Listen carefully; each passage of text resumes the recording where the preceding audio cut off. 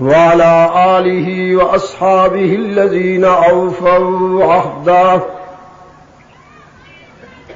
الذين هم مفاتيح الرحمة ومصابيح الغرر. أعوذ بالله من الشيطان الرجيم. بسم الله الرحمن الرحيم. لقد كان لكم في رسول الله أسوة حسنة. صدق الله مولانا العظيم.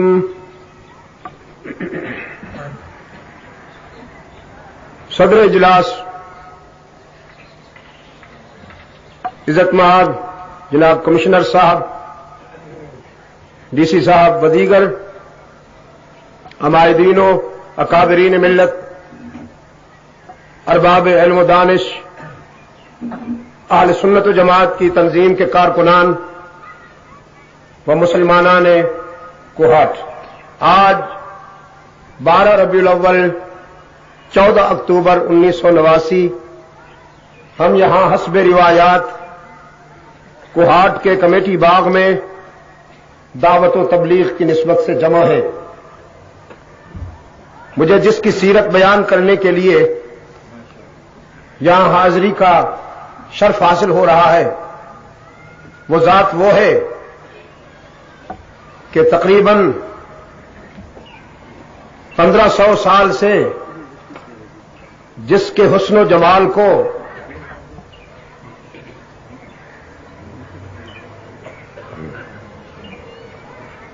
اس کا خالق داد تحسین دے رہا ہے.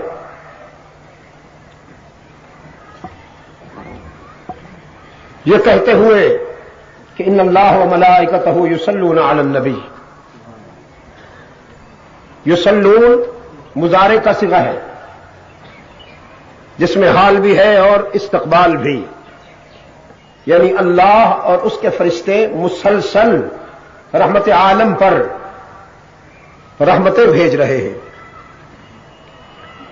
اس موضوع پر گفتگو کرنے کے لیے تو عمر نو چاہیے اور روح الامین کی زبان چاہیے، پھر اسے سننے کے لیے ابو بکر صدیق کا دل چاہیے. ایک ایسا انسان کامل کہ جس کی شخصیت کو ہر زاویہ نظر سے دیکھا جائے تو بے داغ نظر آئے، جس کے حسن و جمال کا یہ عالم ہو کہ وہ حسن کائنات کا مجموعہ نظر آئے.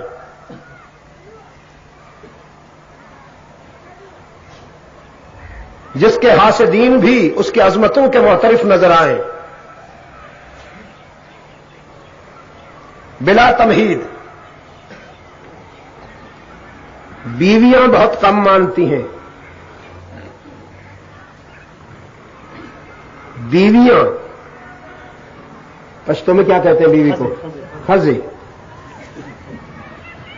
بہت کم مانتی ہے خزے، اس لیے کہ گھر میں انسان بے تکلف بیٹھتا اٹھتا ہے، جبکہ آؤٹ ڈور اس کا سٹائل آرٹیفیشل ہوتا ہے. جب وہ باہر نکلتا ہے تو اس میں تسنع ہوتا ہے، بناوٹ ہوتی ہے. جب گھر میں آتا ہے تو بغیر کسی تکلف کے رہتا ہے. اس لیے ہر خاوند کی زندگی کی کتاب بیوی کے سامنے کھلی ہوئی ہوتی ہے، وہ بہت کم مانتی ہے.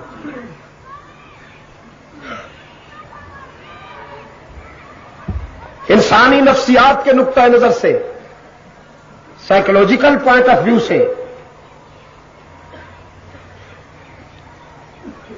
کسی کی شخصیت کو پرکھنے سمجھنے کے لیے ان 3 آدمیوں کی گواہی بہت اہمیت رکھتی ہے. خاوند کے لیے بیوی کی گواہی،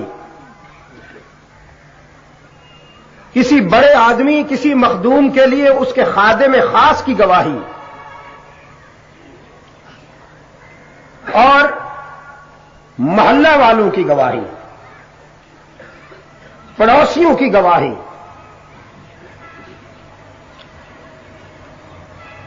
اللہ مجھے توفیق دے میں ان تینوں گواہیوں کا تجزیہ کرتے ہوئے یہ ثابت کر کے دکھاؤں کہ محمد ہی وہ انسان کامل ہے صلی اللہ علیہ وسلم کہ جس کی سیرت میں اتنی جان ہے، جس کے کردار میں اتنی انرجی ہے، جس کے موقف میں اتنا وزن ہے، جو قیامت تک پوری انسانیت کی رہنمائی کر سکے۔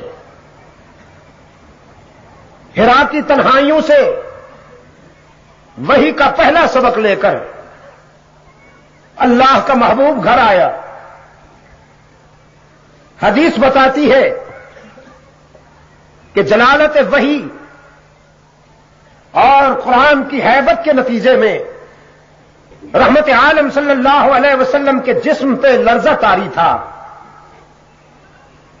آپ کی پیشانی پسینے سے لبریز تھی۔ قرآن ہے جس کے متعلق خود اللہ کا یہ ارشاد ہے کہ ہم اگر قرآن کو کسی پہاڑ پہ اتاریں تو برداشت نہیں کر سکے گا، لرزتا ہوا، کانپتا ہوا، ریزہ ریزہ ہو جائے گا۔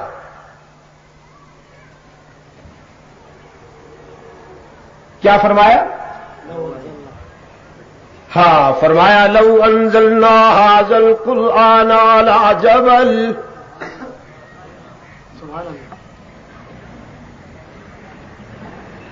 لرأيته خاشعا متصدعا من خشية الله۔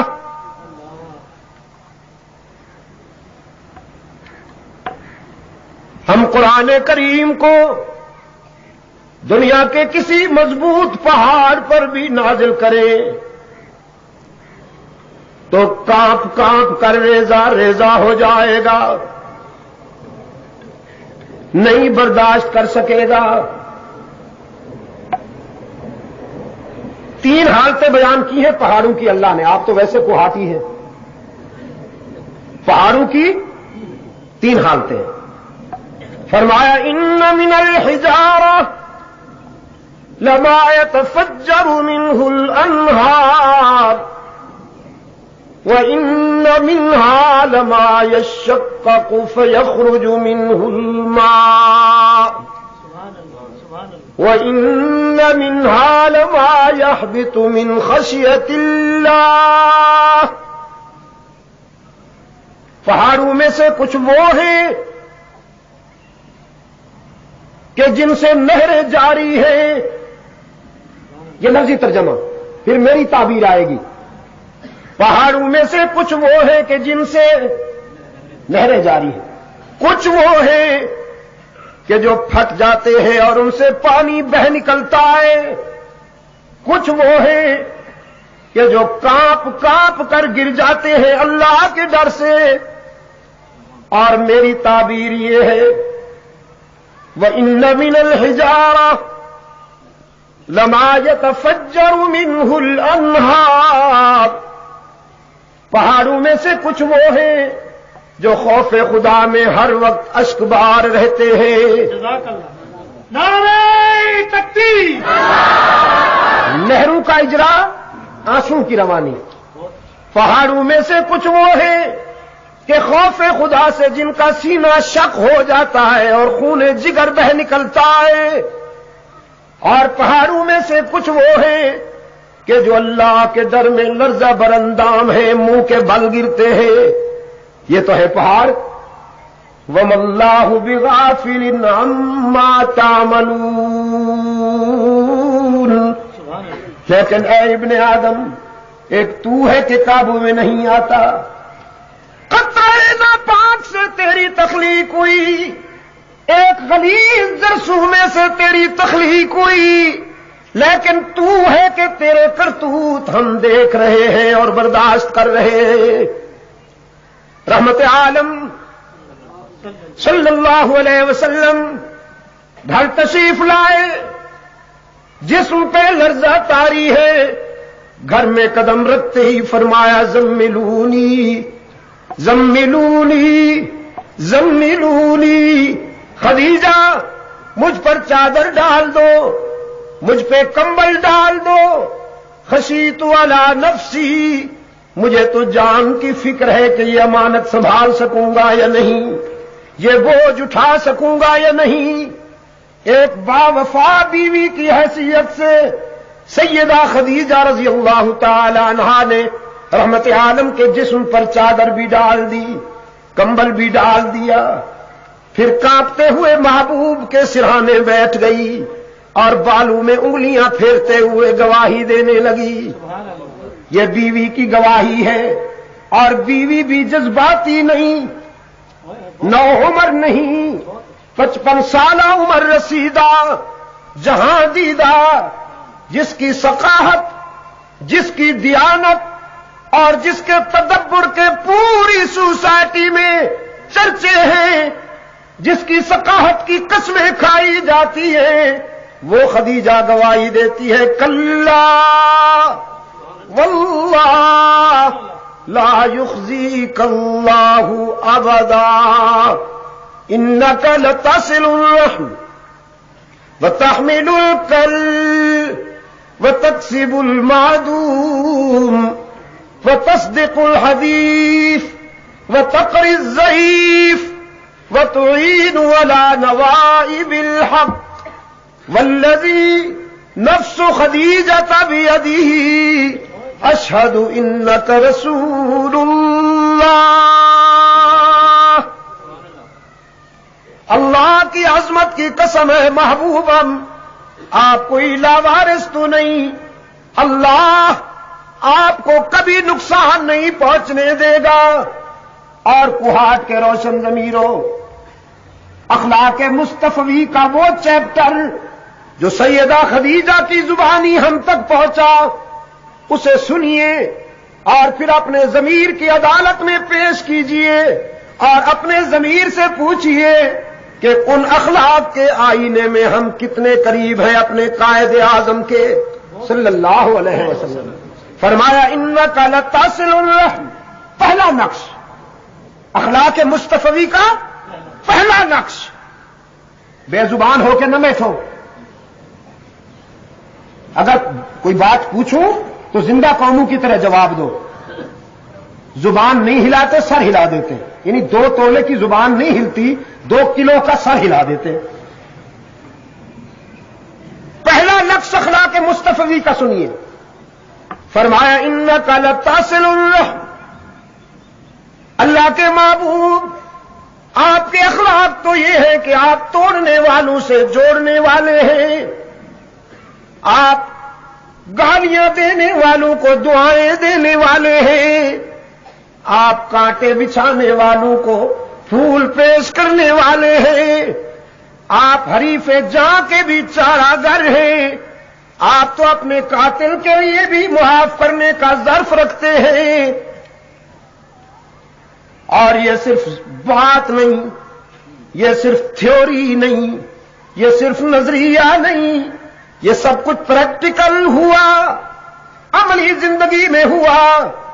وہ دیکھیے میدان کارزار میں لوگ کہتے ہیں جنگ میں سب کچھ جائز ہے، لیکن رحمت للعالمین کو جنگ کے میدان میں دیکھیے، ایک کافر نے تلوار اٹھائی، اس نے وار کیا، اللہ نے اپنے محبوب کی حفاظت فرمائی، اس کا وار تو خطا گیا، لیکن اب وہ شمشیر رسالت کی زد میں تھا، رحمت عالم کی تلوار اٹھی، لیکن اٹھ کر آپ صلی اللہ علیہ وسلم نے اسے نیچے کر لیا اور پلٹ کے دیکھا تو اپنی مراد و مدعا فاروق اعظم کو پیچھے کھڑا منتظر پایا۔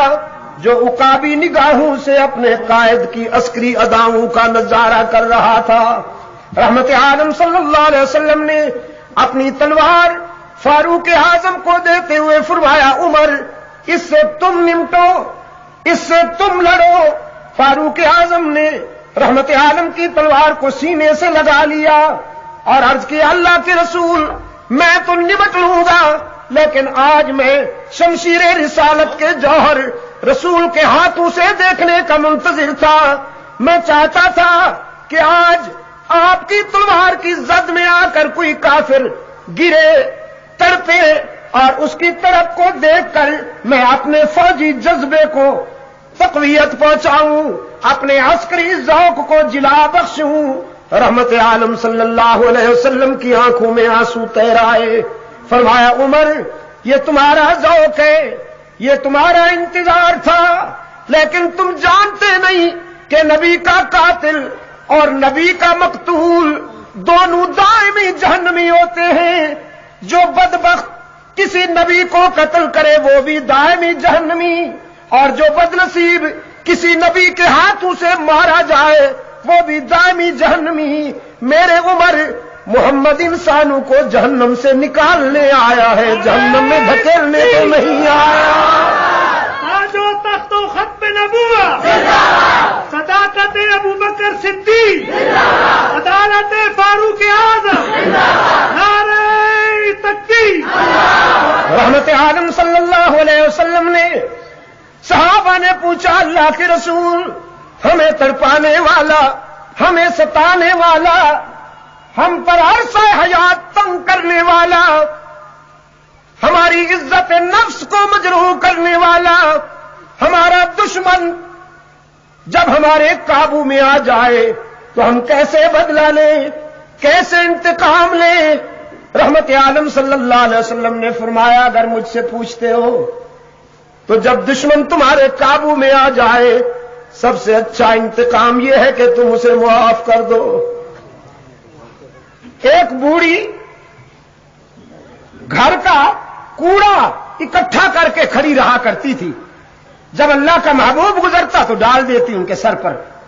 رحمت عالم صلی اللہ علیہ وسلم نے 4-5 روز محسوس کیا کہ وہ بوڑھی نظر نہیں آتی۔ پوچھا، ہماری محسنہ کہاں گئی، وہ ہماری مہربان کہاں گئی؟ بتایا گیا وہ بیمار ہے، قریب المرگ ہے۔ فرمایا، ابو بکر، عمر، عثمان، علی، آؤ ہم اس کی عیادت کرنے کے لیے جائیں گے۔ یہ صرف سنو مت، گولڈن سٹوری سمجھ کر مزہ لینے کے لیے سنو مت، یہ نقش حیات ہے۔ اس شاہراہ پر چلنے کی کوشش کیجئے جو آپ کے لیے آپ کے قائد نے متعین فرمائی ہے۔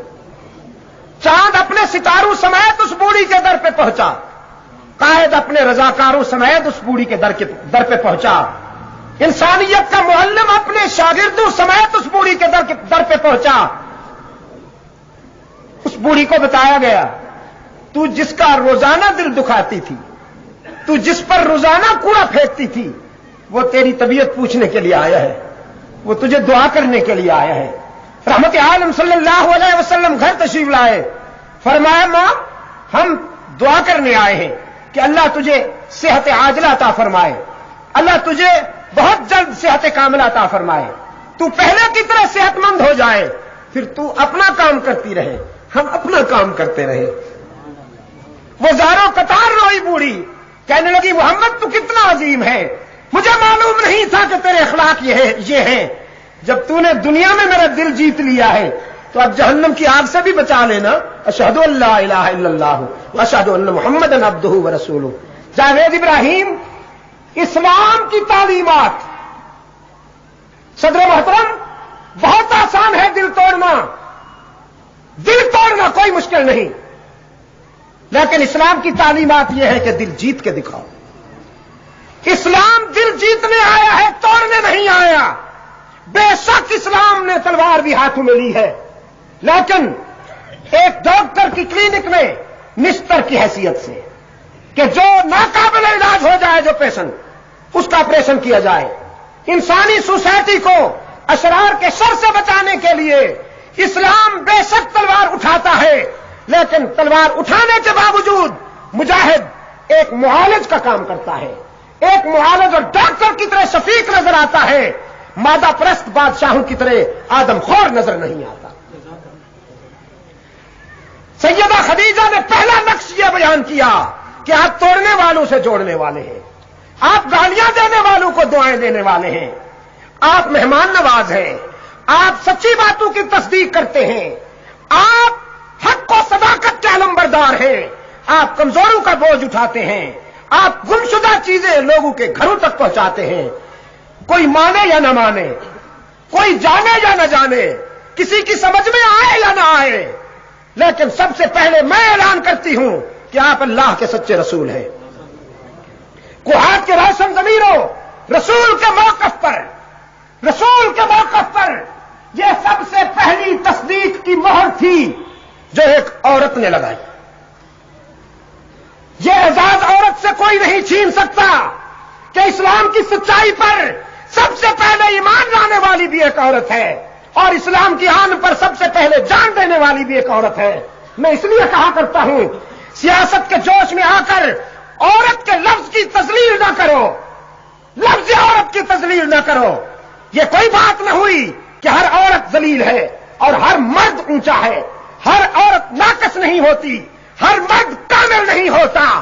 مرد زوال پہ آئے تو ابو جہل بنتا ہے، عورت ترقی کرے تو خدیجۃ الکبریٰ بنتی ہے، مرد زوال پہ آئے تو عبداللہ ابن ابی بنتا ہے، عورت ترقی کرے تو عائشہ صدیقہ بنتی ہے۔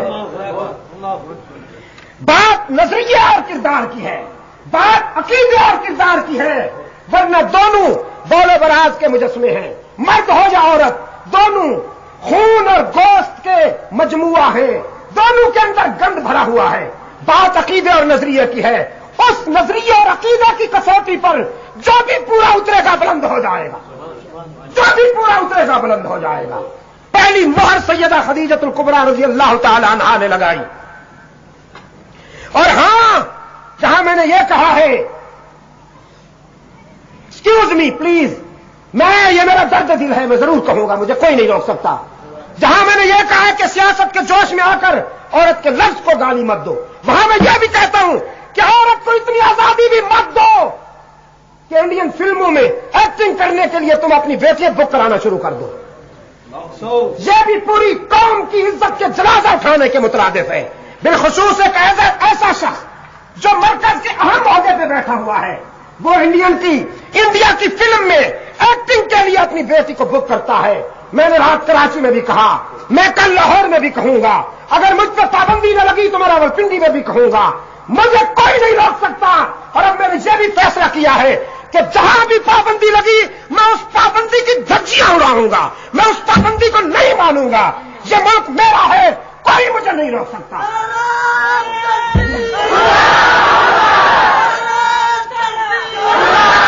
میری بات سنو، تم بیٹیاں بک کرا رہے انڈین فلموں میں، تمہیں معلوم ہے ان فلموں میں کیا ہوتا ہے؟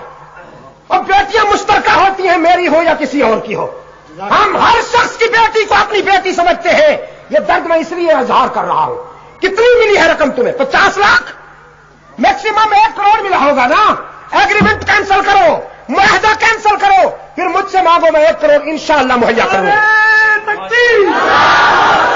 میں در در پہ جاؤں گا، میں ہر شخص کے پاس جاؤں گا اور اسے کہوں گا مجھے دو، میں انہیں مہیا کروں۔ عورت کو اللہ نے عزت دی، رسول اللہ نے عزت دی، عورت کے سر پہ وہ تاج رکھا کہ دنیا کے کسی نظریے نے نہیں رکھا۔ اسلام نے عورت کو خدیجۃ الکبریٰ بنایا، اسلام نے عورت کو زینب بنایا، اسلام نے عورت کو فاطمہ بنایا، اسلام نے عورت کو رابعہ بصری بنایا۔ حسن بصری نے کہا رابعہ تو بڑی عزت والی ہے، تیرے علم اور تقوی کا معترف ہوں، لیکن عورت نبی نہیں بنتی۔ فرمایا نبی بنتی نہیں، نبی کو جنتی تو ہے۔ یہ اعزاز کیا کم ہے؟ پہلی مہر تصدیق کی سیدہ خدیجہ نے لگائی۔ میرے عزیز دوستو، اب ذرا ایک خادم کی گواہی سن لو۔ یہ بڑی آزمائش ہے کہ وقت، اور اس وقت تو سورج ڈوبتا نہیں، گرتا ہے، جیسے اوپر سے کسی نے رسی چھوڑ دی ہو، وہ پیلا ہوتا جا رہا ہے اور میں لرز رہا ہوں۔ حضرت زید جزاکم اللہ لڑکپن میں اغوا ہوئے، مکہ میں عکاز منڈی لگا کرتی تھی، اغوا شدہ بچوں کی خرید و فروخت ہوتی تھی، عکاز میں بکے۔ کوہاٹ کے روشن ضمیروں، برادر محترم کمشنر صاحب، یہ بکنے والے بھی کبھی کبھی بڑے خوش نصیب ہوتے ہیں۔ اسمبلی کے ممبران نا، ان پر تو لا حول ولا قوت، جو اسمبلی کے ممبر بکتے ہیں ان پر تو خدا کی لعنت۔ یہ میں ان دوسروں کی بات کر رہا ہوں۔ بعض بکنے والوں کا مقدر بھی بہت عجیب ہوتا ہے۔ ایک مصر کے بازار میں بکتا ہے، وہ مصر کے تخت کا بادشاہ بن جاتا ہے۔ ایک مکہ کے بازار میں بکتا ہے، وہ محمد عربی کی غلامی میں چلا جاتا ہے۔ عکاز میں بکا، رسول کے قدموں میں پہنچ گیا۔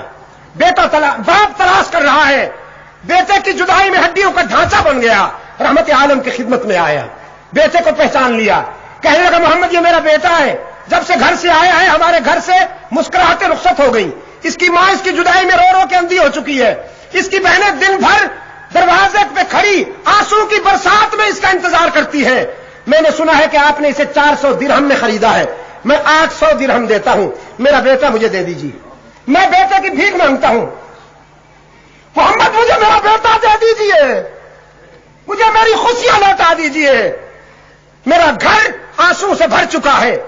رحمت عالم صلی اللہ علیہ وسلم نے فرمایا نہیں یہ نہیں ہوگا، ہم پیسے لیں گے نہیں، ہم تو پیسے دیں گے، تحائف دے کر اپنے زید کو رخصت کریں گے، میں زید کو آزاد کرتا ہوں اور اجازت بھی دیتا ہوں یہ جا سکتا ہے، تم اس سے پوچھ لو، اس کو تیار کرو، میں اس کے لیے تحائف کی تیاری کرتا ہوں۔ باپ نے شکریہ ادا کیا اور بیٹے سے کہا اٹھو بیٹا، میں تجھے مامتا کی ٹھنڈی چھاؤں میں پہنچا دوں۔ حدیث میں زید کی ادائیں چمک رہی ہے، ایک نظر باپ کے چہرے پر اور ایک نظر رحمت کائنات کے چہرے پر، کچھ دیر یہ نگاہیں جائزہ لیتی رہیں، پھر ان زید کے ضمیر نے فیصلہ صادر کیا، باپ سے کہنے لگا آپ سے تو ملاقات ہو گئی، اللہ نے چاہا تو ماں سے بھی ہو جائے گی، دنیاوی زندگی کے سفر میں بہنوں سے بھی ہو جائے گی، ورنہ میرے سلام پہنچانا، سارے رشتے چھوڑ سکتا ہوں، محمد عربی کے قدموں سے جدائی برداشت نہیں کر سکتا، ساری دنیا کو چھوڑ سکتا ہوں لیکن دامن مصطفیٰ سے جدا نہیں ہو سکتا۔ میں کہتا ہوں انسانی تاریخ میں یہ پہلا تاثر تھا، یہ فرسٹ امپریشن تھا جو ایک باپ کے لیے بیٹے کی منہ سے بیان ہوا۔ باپ نے کہا تم غلامی سے اتنا مرعوب اور متاثر ہو گئے ہو کہ تمہیں آزادی بھول گئی، غلامی کو ترجیح دیتے ہو آزادی پر۔ زید نے کہا ہاں باپ، تمہیں معلوم نہیں یہ غلامی تو ہے مگر کس کی، یہی تو وہ غلامی ہے جس پر دنیا کی ساری آزادیاں قربان جائیں، کہ محمد کی غلامی ہے سند آزاد ہونے کی، محمد کی غلامی ہے سند آزاد ہونے کی، خدا کے دامن توحید میں آباد ہونے کی۔ ٹھکرا دیا سارے رشتوں کو حضرت زید نے۔ اللہ آپ کو بھی توفیق دے، اپنی دکان پر کام کرنے والے ملازمین سے محبت کیا کیجئے، اپنی کوٹھیوں پر صفائی کرنے والوں کو بھی انسان سمجھا کیجئے، ان سے بھی محبت کیا کیجئے، وہ عیسائیت کے جال میں جا رہے ہیں، تمہاری نفرتوں کی وجہ سے تم نے دوریاں پیدا کر دیں، فاصلے پیدا کر دیے، انہیں اسلام دشمن تحریکیں اپنے جال میں پھنسا رہی ہے۔ وہ بیوی کی گواہی تھی، یہ خادم کی گواہی ہے، اب پڑوسیوں کی گواہی بھی سنیے۔ رحمت عالم صلی اللہ علیہ وسلم فاران کی بلندی پر کھڑے ہوئے ہیں، چادر ہلا ہلا کر مکہ والوں کو جمع کیا، سارا مکہ جمع ہو گیا، فرمایا لبثت فیکم عمرا، میں نے تم میں زندگی کے 40 سال گزارے ہیں، تم نے مجھے زندگی کے ہر موڑ پہ دیکھا اور پرکھا، هل وجدتمونی صادقا او کاذبا، مکہ والوں 40 سالہ زندگی کے تناظر میں آج گواہی دو، تم نے مجھے سچا پایا ہے یا اس کے برعکس، جزاکم اللہ، تم نے مجھے سچا پایا ہے یا اس کے برعکس۔ تمام مکہ والے ایک ہی زبان سے کہتے جربنا کا مرارا ما رأینا فیک الا صدقا۔ عبداللہ کے یتیم ہم نے آپ کو زندگی کی سفر میں متعدد بار آزمایا، جب بھی آزمایا ہم نے آپ کو سچا ہی پایا۔ آپ تو صداقت کا اعلان ہے، آپ تو انسانی شرافت کی پہچان ہے، آپ تو دیانت کا برہان ہے۔ ہم تو آپ کو صادق اور امین کے لقب سے یاد کرتے ہیں۔ وہ بیوی کی گواہی تھی، پھر خادم کی گواہی تھی، اور پھر یہ پڑوسیوں کی گواہی ہے۔ جی اجازت دیتا ہوں انشاءاللہ شام کو جی انشاءاللہ اگر فارغ ہوگی انشاءاللہ کانا شاید اس نے کیا ہے پھر تھوڑی سی گپ ہو جائے گا انشاءاللہ انشاءاللہ۔ تھینک تینوں گواہیوں کو سامنے رکھیے اور ان تینوں گواہیوں کی روشنی میں رحمت عالم صلی اللہ علیہ وسلم کی انسانی عظمت کا اندازہ فرمائیے۔ میں آپ سے پوچھتا ہوں، رضائی ماں تھی، آپ نے تو یہاں یوں دیکھنا شروع کیا جیسے یہاں کوئی آ گئی ہے، بیچاری کون آ سکتی ہے یہاں؟ میرے عزیز دوستو، رحمت عالم صلی اللہ علیہ وسلم نے بڑے اعزاز اور تکریم کے ساتھ اپنی رضائی ماں کو بٹھایا۔ حلیمہ کہنے لگی، محمد تیرے بچپن کی ایک ادا سسپینس بن گئی ہے، کوشچن بن گئی ہے، آج ملاقات ہو گئی، زندگی کا پتہ نہیں، ذرا میں چاہتی ہوں کہ اس کی وضاحت ہو جائے۔ آپ بچپن میں جب میرا دودھ پیتے تھے کبھی آپ نے بائیں حصے سے نہیں پیا، ہمیشہ دائیں حصے سے دودھ پیا کرتے تھے آپ، کیوں؟ اس کا خیال تھا کہ بچے تو بچے ہوتے ہیں، جدھر بھی چمکا دو وہ دودھ پی لیا کرتے ہیں۔ لیکن فطرت مسکرائی کہ حلیمہ، پیغمبر بچپن میں بھی دیوانے نہیں فرزانے ہوتے ہیں، پیغمبر بچپن میں بھی دیوانے نہیں فرزانے ہوا کرتے ہیں۔ رحمت عالم صلی اللہ علیہ وسلم نے فرمایا، حلیمہ انہی دنوں تیرا ایک سگا بیٹا عبداللہ بھی تو دودھ پیتا تھا؟ کہنے لگی ہاں پیتا تھا۔ فرمایا تو بس پھر جب وہ بھی دودھ پیتا تھا تو اللہ کی مشیت یہ ہوئی کہ ایک طرف سے میں پیا کروں، ایک طرف سے میرا بھائی پیا کرے، تو میں تو مشیت عائزی کے مطابق اپنے حصے سے دودھ پیتا تھا اور میرا بھائی عبداللہ اپنے حصے سے دودھ پیتا تھا، اس میں حیران ہونے کی کیا بات ہے؟ حلیمہ کہنے لگی یہی بات تو حیران کرنے والی ہے کہ عبداللہ تو کبھی کبھی آپ کے حصے سے بھی دودھ پی لیتا تھا، لیکن آپ نے کبھی اس کے حصے سے دودھ نہیں پیا۔ رحمت عالم صلی اللہ علیہ وسلم اب سنجیدہ ہو گئے، فرمایا میرا بھائی تو میرے حصے سے دودھ پی سکتا تھا، لیکن مجھے اللہ نے شاید اس لیے اپنے بھائی کے حصے سے دودھ نہیں پینے دیا کہ میں دنیا کو عدل و انصاف کا سبق دینے کے لیے آیا ہوں۔ اگر میں اپنے بھائی کے حصے سے دودھ پی لیتا تو شاید کسی حاسد کے قلم سے یہ لکھا جاتا کہ جو اپنے بھائی کے ساتھ انصاف نہیں کر سکتا وہ دنیا کو کیا عدل و انصاف کا سبق پڑھائے گا۔ عدل کی وہ کسوٹی، انصاف کا وہ معیار جو میں نے دنیا کے سامنے پیش کرنا تھا، اللہ نے بچپن میں بھی مجھے اس پہ قائم رکھا۔ مجھے وقت اجازت نہیں دیتا کہ میں اس سلسلے کو مزید بڑھاؤں۔ میں سیرت سرور کائنات کے اس تجزیے کے بعد آپ سے یہ کہنا چاہتا ہوں میرے عزیز دوستوں کہ اخلاق مصطفی کو محض لطف اندوز ہونے کے لیے مت سنیے، سیرت سرور کائنات کو اپنانے کی کوشش کیجیے۔ حالات بہت بگڑ چکے ہیں، ہمارا حال وہی ہے جناب کہ بنی اسرائیل کی قوم کو تنبیہات ہوئی، وارسلنا علیہم الطوفان والجراد والقمل والضفادع والدم آیات مفصلات۔ بنی اسرائیل کی اصلاح کے لیے قدرت نے تنبیہ کی، انہیں طوفان بھیجا، پھر جراد بھیجی، پھر قمل آئے، پھر ضفادع آئے، پھر دم آیا، لیکن ہر تنبیہ کو انہوں نے ایک اتفاق سمجھا کہ اس طرح ہو جایا کرتا ہے۔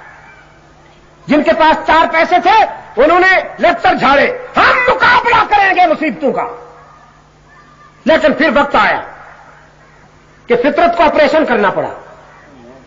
40 سال قوموں کے عروج و زوال میں فیصلہ کن ہوا کرتے ہیں، آج ہم 40 سال گزار کے بیٹھے ہیں۔ پاکستان سیرت سرور کائنات کی عملی تقویم کے لیے بنایا گیا تھا، پاکستان کو سیرت سرور کائنات کی عملی تقویم و ترویج کے لیے بنایا گیا تھا، لیکن بدقسمتی سے یہاں قانون انگریز کا ابھی تک موجود ہے۔ اور سیرت کانفرنسوں کو ٹی وی پر دکھا کے گزارا کیا جا رہا ہے 40 سال سے. حالانکہ سیرت کانفرنسیں برطانیہ میں بھی ہوتی ہے. سیرت کانفرنس امریکہ، گزشتہ ربیع الاول میں امریکہ تھا اس لیے یہاں نہیں آ سکا. گزشتہ 12 ربیع الاول کو میں ٹیکساس تھا. ٹیکساس ہیوسٹن 12 ربیع الاول کو میں تھا. وہاں بھی سیرت کانفرنسیں ہوتی ہیں اور بڑی بڑی عظیم الشان کانفرنسیں ہوتی ہیں. برطانیہ میں بھی ہوتی ہیں، کینیڈا میں بھی ہوتی ہیں، فرانس میں بھی ہوتی ہیں. مسجدیں وہاں بھی عظیم الشان ہیں. صرف برطانیہ میں اس وقت تک 1350 مسجدیں قال اللہ اور قال رسول کی صدائیں بلند کر رہی ہیں. محمد الیاس کو اللہ کروٹ کروٹ سکون نصیب فرمائے. ان کی دعوت و تبلیغ کے نتیجے میں الیاسی لشکر کے خاموش مگر پرجوش مبلغین کی جدوجہد کے نتیجے میں وہ برطانیہ جہاں ایک مسجد نہیں تھی آج وہاں 1350 مسجدیں قائم ہیں. عظیم الشان یونیورسٹیاں کام کر رہی ہیں. پچھلے دنوں افریقہ میں نے ایک دارالعلوم، میں اسے دارالعلوم یہاں کی اصطلاح میں کہہ رہا ہوں، ادروائز وہ وہاں کی اصطلاح میں یونیورسٹی ہے. پتہ ہے اس میں کتنے طلباء رہتے ہیں؟ اس دارالعلوم میں مسافر طلباء 7,500. اور رہتے کیسے ہیں جاوید ابراہیم؟ پتہ ہے کیسے رہتے ہیں؟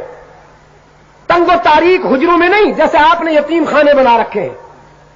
اپنے لیے پرشکو کوٹھیاں اور قرآن و سنت پڑھنے والوں کے لیے چھوٹے چھوٹے کمرے، ان کے ٹوٹی ہوئی چارپائیاں، بدبودار بستر، اور ان کو آپ نے زکات و صدقات کے رحم و کرم پہ چھوڑ دیا ہوا ہے.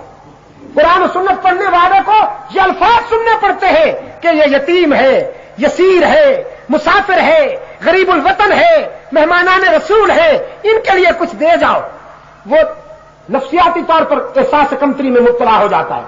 بچپن ہی میں اس کی خودی کا جوہر فنا ہو جاتا ہے. انسان کا سب سے بڑا جوہر عزت نفس ہے. عزت نفس کا جوہر ڈیمیج ہو جائے تو انسان 2 کوڑی کا نہیں رہتا. اور دینی اداروں میں سب سے بڑا نقصان یہ ہوتا ہے کہ انہیں یہ باور کرایا جاتا ہے کہ تم قوم کے صدقات پہ پڑھ رہے ہو، تم یتیم خانے میں پڑھ رہے ہو، جبکہ پبلک سکول میں، مشنری سکول میں انگلش جہاں پڑھائی جاتی ہے وہاں بچوں کو شہزادوں کی طرح رکھا جاتا ہے، وہاں ان کی سیلف ریسپیکٹ کو پورا تحفظ ملتا ہے. لیکن محمد کے علوم پڑھنے والوں کو یتیم خانوں میں رکھا جاتا ہے. اور تم نے سمجھا، تم نے کہا کہ اسلام کی کشتی بحیرہ عرب میں ڈوب رہی تھی، ہم نے پاکستان بنا کر اس کشتی کو بچا لیا. یہ تم نے بچایا؟ آدھے سے زیادہ ملک جا چکا اور باقی جو بچا ہے اس کا جو حال ہے اللہ خیر کرے. جو نقشہ میں دیکھ کے آیا ہوں، ایک بار نہیں کئی بار دیکھ کے آیا ہوں پورے ملک میں، جب تک وہ کرم کرے تو ہم بچے ہوئے ہیں، ورنہ ہمارے کردار نے کوئی کمی نہیں چھوڑی. آج چیخنے دی عورت کیوں آ گئی ہمارے اوپر؟ تو کیا اور کیا تھا؟ آپ کا کردار کیا ہے؟ یہ بھی اللہ کا کرم ہے کہ اس نے ایک واضح جنس تو بھیج دی. میں کہا کرتا ہوں ورنہ تو اس قوم پر کوئی خسرا آنا چاہیے تھا. جو اس قوم کا کردار ہے، ایکسکیوز می مجھے معاف کیجیے گا، اس قوم کا جو مجموعی کردار ہے اس کردار کی روشنی میں خدا کی قسم جاوید ابراہیم پراچا اور قرارداد پیش کر رہا ہے کہ ویڈیو فلمیں، ننگی فلمیں بند کر. آثار قیامت نہیں، یہ آثار قیامت نہیں. ان دکانوں کو تو جرات نہیں ہو سکتی تھی اس معاشرے میں ایسی دکانیں قائم کرنے کی، انہیں تو اڑا دیا جاتا. مجھے یہ سن کر میں پانی پانی ہو گیا ہوں. تم غیرت مند قوم کہلاتے ہو سرحد والوں، تمہارے گھروں میں یہ غلاظت گھس گئی ہے اور تم برداشت کر رہے ہو. تم انتظامیہ سے کہتے ہو کہ ان کو بند کرو.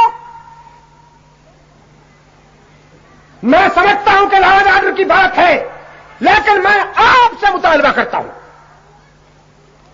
انتظامیہ کی کچھ مجبوریاں ہوتی ہیں، انتظامیہ کی کچھ مجبوریاں ہوتی ہیں، مجھے پتا ہے. انتظامیہ سے درخواست کرنے کے بجائے آپ کے اندر یہ غیرت ہونی چاہیے، آپ کے کردار کے اندر یہ جرأت ہونی چاہیے کہ اس شہر میں کسی کو یہ جرأت نہ ہو سکے کہ وہ اس قسم کی ننگی فلموں کی دکان کھول سکے. اور اگر تم خود نہیں کر سکتے ہو تو پھر کوئی اور کیا کر سکے؟ اور کوئی کچھ نہیں کر سکے.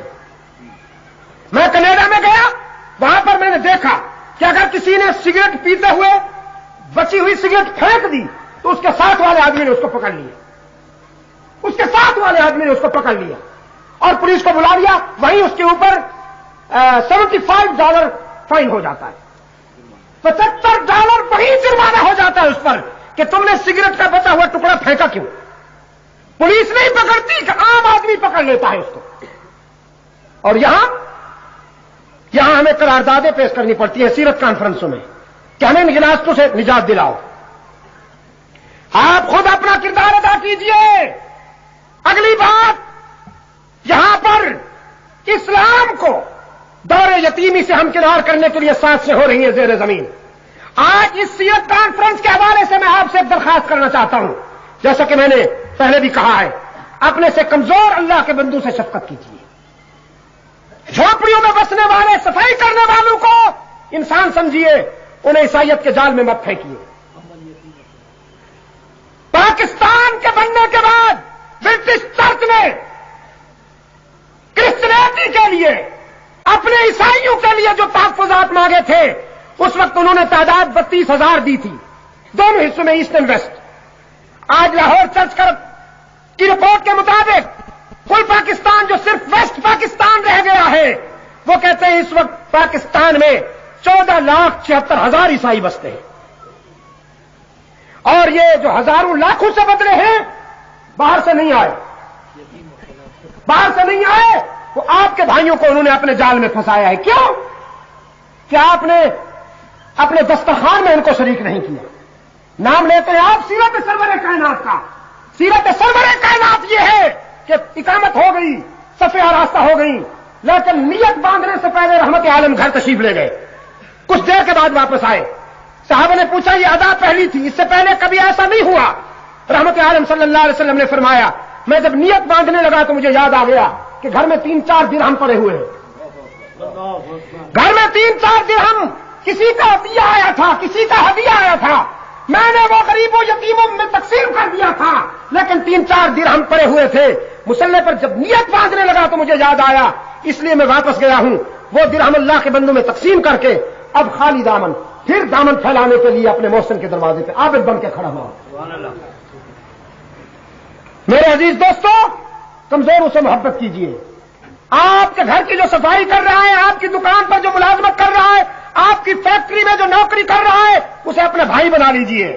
हजरत ज़ैद रज़ी अल्लाह तआला अन्हु ने जब अपने बाप को यह जवाब दिया था तो उस दिन के बाद ज़ैद इब्ने हारिसा नहीं कहलाता था, फिर ज़ैद इब्ने मोहम्मद कहलाता था। पूछिए उलमा किराम से। इसके लिए मुस्तकिल कानून उतरा, फिर अर्श बरी से एक मुस्तकिल कानून उतरा इसके लिए अर्श बरी से। बड़ा खुशनसीब इंसान है ज़ैद। कुरान ने सिर्फ इसी का नाम लेकर तज़किरा किया है, तमाम सहाबा किराम में से इसका नाम लिया गया है। कमजोरों से मोहब्बत कीजिए, सबसे बड़ी इबादत है। सिर्फ तस्बीह पढ़ना, नमाजें पढ़ना, सिर्फ रोजे रखना, हज करना। हर साल हज पे जा रहे हैं जी, बड़ा हाजी हर साल हज पे जाता है जी, बड़ा खुशनसीब है। हुजूर ने सिर्फ कितने हज किए? हुजूर ने आहिस्ता, हुजूर ने कितने हज किए हैं? कुहात के बेजुबानों, कितने हज किए हुजूर ने? सिर्फ 1,000 ना, सिर्फ एक हज किए हुजूर ने। और आज अगर किसी को 4 पैसे मिल जाए तो हर साल हज पे जाता है, pता नहीं या माल लेने जाता है। मैं आपको बताता हूं, साफ बताता हूं उलमा की मौजूदगी में, हर साल हज पर जाकर 40-50 हजार खर्च करने के बजाय यही 40,000 किसी ऐसे घर दे दीजिए जिस गरीब की बच्ची बैठी हुई है और जहेज न होने की वजह से उसके हाथ पीले नहीं किए जा सकते। खुदा की कसम 100 हज से भी ज्यादा सवाब है इसका 100 हज से भी ज्यादा सवाब है। मेरे पास वक्त नहीं है हाजी साहब, मैं क्या क्या बात करूं। मेरे अजीज दोस्तों, सीरत सरवर कायनात सिर्फ सुनाने की नहीं, सिर्फ मनाने की नहीं, अपनाने की चीज है। सहाबा जीत गए कि उन्होंने हुजूर की सीरत को अपनाया, और हम पीछे रह गए कि हमने हुजूर की सीरत को महज मनाया। अल्लाह आपको हुजूर की सीरत अपनाने की तौफीक अता फरमाए। आज मुझसे एक वादा करते हो, اپنے محلے میں اگر کوئی غریب ہے تو اس کا پتہ لوگے؟ وعدہ کرتے ہو؟ حضور نے فرمایا جس صوفی اور زاہد نے پیٹ بھر کے کھانا کھایا، ساری رات عبادت کی، وزار ہو جائے ان فی ذنب ہی، اور ایک بھوکا انسان اس کے پڑوس میں بھوکا ساری رات تڑپتا رہا اپنے بچوں سمیت، صبح ہوگی تو سارے سجدے، سارا قیام، ساری ذکر و فکر اس کے منہ پہ مار دیا جائے گا۔ اللہ کی منشا یہ نہیں، اللہ کی منشا یہ ہے کہ وہ کھانا جو اس نے اپنے معدے میں ٹھوس لیا، خود کھانے کے بجائے اگر یہی کھانا تقسیم کر لیتا، کچھ خود کھاتا اور کچھ اس بھوکے انسان کو کھلا کے سو جاتا، تو حضور نے فرمایا اس کا سونا عبادت لکھا جاتا۔ یہ کرو گے آئندہ؟ اپنے سے کمزوروں سے محبت کرو گے، نفرت نہیں کرو گے نا۔ اللہ کے ان بندوں سے محبت کرو، صحت مندوں جنہیں اللہ نے بیماری دی ہے۔ اللہ کے ان بندوں سے محبت کرو، دولت مندوں جن کی جیب خالی نظر آتی ہے۔ اللہ کے ان بندوں سے محبت کرو، علماء کرام جو ان پڑھ ہیں۔ اللہ کے ان بندوں سے محبت کرو، جوانوں جو ضعیف ہیں اور کمزور ہیں۔ یہی سیرت سرور کائنات ہے، یہی چیپٹر سیدہ خدیجہ کی زبانی ہم تک پہنچا ہے۔ اللہ تعالی ہمیں عملی مسلمان بنا کر رحمت عالم صلی اللہ علیہ وسلم کی حیات طیبہ پر چلنے کی توفیق عطا فرمائے۔ میں اسی پر اکتفا کرتا ہوں۔ عثمانی لائبریری ہمارے پشاور کے عزیزوں نے میری انگلینڈ میں ہونے والی تقریروں کو کتابی شکل میں شائع کیا ہے۔ پڑھے لکھے حضرات اس کا مطالعہ کریں گے انشاءاللہ۔ اس میں آپ کو توحید و رسالت اور عظمت صحابہ کے مضامین ملیں گے۔ جوہانسبرگ افریقہ میں پچھلے مارچ میں دوستوں کے اصرار پر 3 دن مسلسل سورہ یوسف کی تفسیر تلاوت سمیت تفسیر ہوئی تھی میری۔ یہ کوئی غالباً 5 گھنٹے کا پروگرام ہے۔ یہ بھی انہوں نے مکمل سیٹ تیار کیا ہے۔ یہ بھی جو دوست چاہیں گے اللہ آپ کو توفیق دے کہ اسے گھر گھر پہنچائیے۔ آپ کے اتحاد کو سلام کرتا ہوں اور دعا کرتا ہوں۔ 11، 12، 13 کو انشاءاللہ رائے میں پورے عالم اسلام کا اجتماع ہو رہا ہے۔ پورے عالم اسلام کا اجتماع ہو رہا ہے۔ اس میں شرکت کے لیے بھی آپ تیاری فرمائیے۔ 11، 12، 13 نومبر کو انشاءاللہ، میرے خیال میں 10، 11، 12 ہے۔ 10، 11 یہ مجھے آپ سے زیادہ یاد ہے۔ 10، 11، 12 نومبر کو انشاءاللہ رائے کے اجتماع کے لیے تیاری کیجیے۔ وہاں دعا کے لیے لاکھوں ہاتھ اٹھتے ہیں اور آنکھیں برستی ہیں۔ اس دعا میں شمولیت کی سعادت ضرور حاصل کیجیے۔ کوہاٹ کے تعلیم القرآن کا بنیاد، سنگ بنیاد میری موجودگی میں رکھا گیا تھا۔ مجھے بتائی گئی تھی وہ ساری تفصیل۔ آج اللہ اپنے ان پیارے بندوں کو جزائے خیر عطا فرمائے جن کی کوششوں سے میں نے سنا ہے کہ وہ قائم ہو رہا ہے۔ پائے تکمیل کو پہنچ گیا یا ابھی پہنچنے والا ہے؟ جن دوستوں کا خلوص کام آیا، اس میں اس کی تعمیر و ترقی میں جن لوگوں کا فلوس کام آیا، خلوص بھی فلوس بھی اللہ قبول فرمائے۔ میں اس کو دیکھے بغیر نہیں جاؤں گا انشاءاللہ، میں دیکھوں گا اسے اور آپ کے لیے دعا کرتا ہوں۔ یہ ساری حاجی ابراہیم کی آرزویں ہیں اور تمنائیں ہیں۔ اللہ اسے کروٹ کروٹ سکون نصیب فرمائے۔ وہ مجاہد یقین فرمائیے بہت سے چہرے موت کے بعد آنکھوں سے اوجھل ہو جاتے ہیں، لیکن حاجی ابراہیم پر آچا ایسا میرے فوکس پہ نقش ہے کہ مجھے ہو بہو ہنستا مسکراتا ہوا آنکھوں کے سامنے کھڑا نظر آتا ہے۔ اللہ اسے کروٹ کروٹ سکون نصیب فرمائے۔ تعلیم القرآن کو ہاتھ کی ترقی اور فروغ اور استحکام کے لیے بھی میں دعا کرتا ہوں۔ آپ کو اللہ توفیق دے کہ آپ اپنے بچوں کو وہاں قرآن و سنت کے علوم حاصل کرنے کے لیے بھیجیے۔ وعدہ کرتے ہو یا پبلک سکول میں بھیجو گے؟ فکر یہ ہے کہ اگر قرآن و سنت پڑھائیں گے تو کھائیں گے کیا؟ مجھے دیکھ رہے ہو یار، لوگ میرے متعلق کہتے ہیں یہ MA ہے، کچھ حضرات مجھے پتہ نہیں BA لکھتے ہیں۔ آج راز کھول دوں راز کھولتا ہوں، آج راز کھولتا ہوں۔ میرا والد اللہ کا ولی تھا، میں اس کا صرف ایک بیٹا ہوں۔ اس نے 40 سال سے زیادہ عرصہ قرآن کریم پڑھایا، ہزاروں انسانوں کے سینوں میں قرآن اتارا اس شخص نے بلا معاوضہ۔ مجھے وہ صبح اور وہ شام یاد ہے جب میری والدہ پسینے میں ڈوبی نہائی ہوئی ہوتی تھی اور 300-350 طلباء کے لیے روٹیاں پکاتی تھی دوسری خواتین کے تعاون کے ساتھ۔ وہ قرآن کا عاشق تھا، میں ایک بیٹا تھا۔ اس نے مجھے صرف قرآن ہی پڑھایا اور قرآن کے بعد دینی علوم پر لگایا. ایک دن بھی ایز اے اسٹوڈنٹ ایک دن بھی میں اسکول میں نہیں گیا. قسم کھاؤں تو آنس نہیں بنوں گا.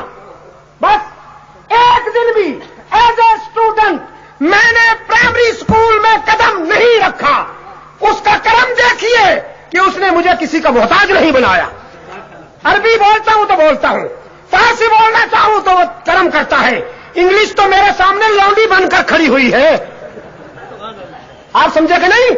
دنیا کے 44 ملکوں میں اللہ نے مجھے پہنچا دیا ہے, اور روٹی کے معاملے میں بھی کسی سے کم نہیں کھاتا.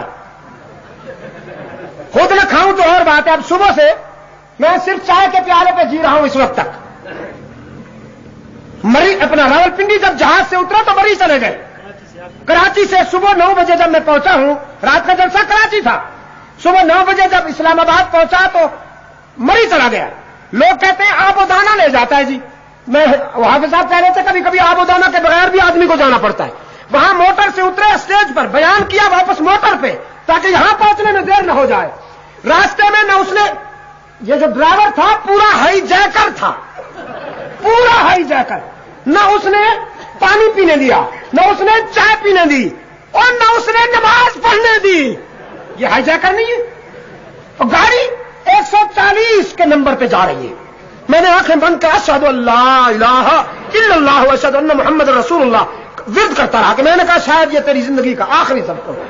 شاہ صاحب ایسا لگتا ہے کہ تیری زندگی کا آخری, لیکن اس نے وہاں راولپنڈی پہنچ کر مجھے ٹارگٹ دیا کہ 3:30 بجے میں آپ کو کمپنی باغ چھوڑوں گا. وہ خدایا 1:30 بج گیا تھا, وہاں 1:30 بج گیا تھا اسلام آباد. اس نے کہا 3:30 بجے میں آپ کو چھوڑوں گا. میں نے کہا اللہ رحم فرمائے. اس نے پہنچا دیا 3:30 بجے. میں نے آ کے نماز یہاں پڑھی ہے زور کی تاخیر کے ساتھ, اللہ معاف فرمائے, لیکن میں ہائی جیک ہو گیا تھا. آپ سمجھے کہ نہیں؟ تو اللہ قبول فرمائے. آپ کی محبت کا بھی شکر گزار ہوں. اسی طرح متحد رہیے, اپنے قائدین پر اعتماد کیجیے. یہ ہمارا بوڑھا جنرل, اللہ اس کو سلامت رکھے. ہاں جی, ہمارے سلطان شاہ صاحب ہمارا فخر ہے, اور جاوید ابراہیم پراچا اپنے باپ کا صحیح جانشین ہے. کچھ بیٹے ایسے نکلتے ہیں, کچھ بیٹے, ہر باپ کو بیٹے ایسے نہیں ملتے. کچھ بیٹے ایسے نکلتے ہیں جو باپ کا نام روشن کرتے ہیں. اور شیخ الحدیث نعمت اللہ صاحب تو اللہ کی نعمت ہے ہی, نعمت اللہ تو اللہ کی نعمت ہے ہی. اللہ ہمارے اس روشن ضمیر بزرگ کو بھی تاج سلامت رکھے. جی کوہاٹ کی علمی ترقی میں ان کا جو حصہ ہے وہ آنے والی نسلیں نہیں بھول سکتی. آپ سب کے لیے دعا کرتا ہوں. اللہم صلی علی سیدنا محمد النبی الامی وعلی آلہ واصحابہ وبارک وسلم. ربنا آتنا فی الدنیا حسنہ وفی الآخرۃ حسنۃ وقنا عذاب النار. ربنا ظلمنا انفسنا وان لم تغفر لنا وترحمنا لنکونن من الخاسرین. اے اللہ عالم اسلام کی مدد فرما. مسلمان جہاں کہیں مظلوم ہیں, مقہور ہیں, ان کی دستگیری فرما. بالخصوص فلسطین کے مسلمانوں کی مدد فرما, افغانستان کے مسلمانوں کی مدد فرما. اے اللہ ہمارے ان بھائیوں کی جو خون کے دریا سے گزر کر اب منزل کی تلاش میں ہیں. روس اور امریکہ دونوں چاہتے ہیں کہ یہاں پر قرآن و سنت پر مبنی سلطنت قائم نہ ہو. ہاں, روس بھی اپنا ابن ابی ڈھونڈ رہا ہے, امریکہ بھی اپنا ابن ابی ڈھونڈ رہا ہے. دونوں چاہتے ہیں ابن عمر جیسا کوئی نہ آنے پائے. اے اللہ جہاد افغانستان کو وہ منزل عطا فرما جس کے لیے قربانیاں دی گئی ہیں. کشمیر کے مسلمانوں کی یا اللہ مدد فرما. انڈیا میں رہنے والے مسلمانوں کی جان مال آل ایمان کی حفاظت فرما. پوری دنیا میں مسلمان جہاں رہتے ہیں یا اللہ ان کی مدد فرما. تمام بیماروں کے لیے ہم دعا کرتے ہیں, اللہ انہیں شفائے کاملہ عطا فرمائے. آپ تمام دوستوں کے لیے میں دعا کرتا ہوں جنہوں نے اپنے وقت دے کر اس پروگرام کی کامیابی میں حصہ لیا. اللہ تعالیٰ آپ سب کو دنیا اور آخرت میں عزت و سربلندی نصیب فرمائے. میرے لیے بھی دعا فرمائیے. جس راستے پر ہم چل رہے ہیں زندگی کے آخری سانس تک اللہ ہمیں اس پر چلتے رہنے اور استقامت کی توفیق عطا فرمائے. میں چاہتا تھا کہ عشاء کے بعد بیان ہو جاتا تو پھر وہ وقت کی پابندی نہیں ہوتی, پھر آدمی جا سکتا ہے بہت دور تک, لیکن حکم یہی ہوا تو میں نے تعمیل کر دی. یہاں کی انتظامیہ پر بھی میں اگر ان کے لیے کچھ کلمات تحسین نہ کہوں تو میرا خیال میں زیادتی ہوگی. یہاں کی انتظامیہ کو میں مبارکباد دیتا ہوں. اللہ نے انہیں اچھے فیصلے کرنے کی توفیق عطا فرمائی. اللہ نے انہیں اچھے فیصلے کرنے کی توفیق عطا فرمائی ہے. میرے اوپر پابندی تھی محرم میں، انہوں نے ہٹا لی. اگر نہ ہٹاتے تو پھر مجھے حاضری دینا پڑتی. اگر نہ ہٹاتے تو مجھے حاضری دینا پڑتی، اس لیے کہ مجھے پتا ہے کہ میرے بھائی بیٹھے ہوئے ہیں. مجھے یقین تھا کہ میرے بھائی بیٹھے ہوئے کرسیوں پر، میں کیوں رک جاتا، مجھے حاضری دینا پڑتی. انہوں نے کہا نہیں ہم ہٹا لیتے ہیں.